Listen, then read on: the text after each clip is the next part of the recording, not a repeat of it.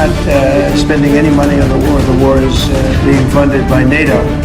And NATO is buying our equipment. In fact, I don't want to make money on that war. I don't want to, but we are actually making money on that war because they're buying our equipment, as you know. But जी हाँ दोस्तों, America के राष्ट्रपति Trump अपनी गद्दी पर बैठने के बाद एक व्यापारी के तौर पर अपना नाम कमा चुके हैं। विशेषज्ञों का मानना है कि राष्ट्रपति बनने के बाद अपने फैसलों में भी उन्होंने अपने व्यापारिक अनुभव का बेहतरीन इस्तेमाल किया है।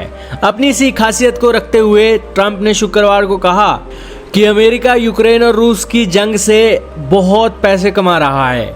इतना ही नहीं, ट्रंप ने अपने पूर्ववर्ती बाइडेन पर तंज कसते हुए कहा कि यह उनका शासन नहीं है कि राष्ट्रीय खजाने को खाली कर दिया जाए।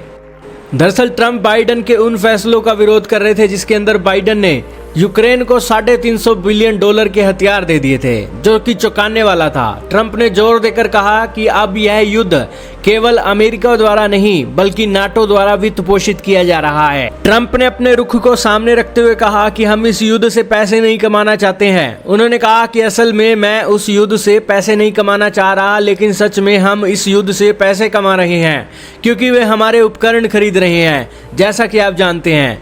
ट्रंप ने बाइडेन पर हमला बोलते हुए कहा था कि उन्होंने बिना पैसों के यूक्रेन को अमेरिका से हथियार खरीदने की पूरी छूट दे दी थी। उन्होंने इस देश के राष्ट्रीय खजाने को खाली करने और पूरा युद्ध टैक्स पेयर के जरिए फंड करने की कोशिश की थी। इसके अलावा ट्रंप ने यूक्रेन के राष्ट्रपति जेलेंस्की पर भी निशाना साधा और उन्हें धरती का सबसे बड़ा खरीदार बताया क्योंकि इनके देश में हथियारों की आपूर्ति असीमित हो रही थी। दोस्तों, गौरतलब है कि ट्रंप का ये रुख उनके पिछले रुख से एकदम अलग है, जिसमें उन्होंने कीव को बिना शर्त सैन्य समर्थन देने की बात कही थी। हालांकि उससे पहले भी ट्रंप यूक्रेन से अभी तक की गई मदद को खनिज डील के जरिए नापने और आने वाली हथियार खरीद को नाटो देशों के ऊपर थोपने की नीति पर चल रहे थे। अमेरिका शुरुआत में ही इस युद्ध में यूक्रेन के पक्ष से लड़ता हुआ आ रहा है। हालांकि बाइडेन प्रशासन के दौर में यूक्रेन के लिए अमेरिका से डील करना आसान था। ट्रंप के सत्ता में आने के बाद से यूक्रेन की मदद के लिए नाटो को पैसा भेजना होता है। ट्रंप भी सत्ता में आने से पहले ही जेलेंस्की की आलोचना कर चुके हैं। इसके अलावा जब वह व्हाइट हाउस आए भी थे तो सार्वजनिक रूप से उनकी आलोचना की गई थी।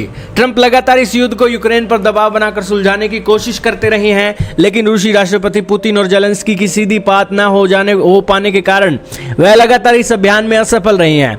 हाल ही में ब्रिटेन दौरे पर पहुंचे ट्रंप ने रूसी राष्ट्रपति पुतिन की भी आलोचना करते हुए कहा था कि पुतिन ने ट्रंप को निराश किया है।